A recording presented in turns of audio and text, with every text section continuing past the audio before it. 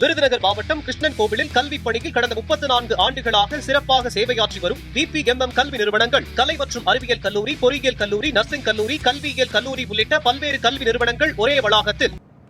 கர்நாடகாவில் மூத்த காங்கிரஸ் தலைவர் M. கிருஷ்ணப்பா மற்றும் அவரது மகனும் MLAவுமான பிரியா கிருஷ்ணா ஆகியோர் அமைச்சரவையில் புறக்கணிக்கப்பட்டதாக அவர்களது ஆதரவாளர்கள் குற்றம் சாட்டியுள்ளனர். கர்நாடக முதலமைச்சராக DK சிவகுமார் பதவியேற்ற பின்னர் சுமார் 2 மாதங்களுக்கு பிறகு அமைச்சரவை விரிவாக்கம் நடைபெற்றது. பெரும் எதிர்பார்ப்புகளுக்கு மத்தியில் வெளியான அமைச்சரவை பட்டியல் காங்கிரஸ் வட்டாரத்தில் அதிருப்தியை ஏற்படுத்தி உள்ளதாக கூறப்படுகிறது. மூத்த காங்கிரஸ் தலைவர் M. கிருஷ்ணப்பா மற்றும் அவரது மகனும் MLAவுமான பிரியா கிருஷ்ணா ஆகியோர் அமைச்சரவையில் புறக்கணிக்கப்பட்டதாக அவர்களது ஆதரவாளர்கள் குற்றம் சாட்டியுள்ளனர். இதனால் இருவரது ஆதரவாளர்களும் காங்கிரஸ் தொண்டர்களும் முதலமைச்சர் DK சிவகுமாருக்கு எதிராக போராட்டங்களில் ஈடுபட்டு வருகின்றனர்.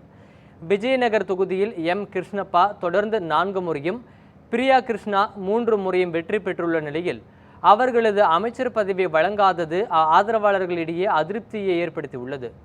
இந்நிலையில் காங்கிரஸ் மேலிடம் நடவடிக்கை எடுக்க வேண்டும் என ஆதரவாளர்கள் வலியுறுத்தியுள்ளனர்.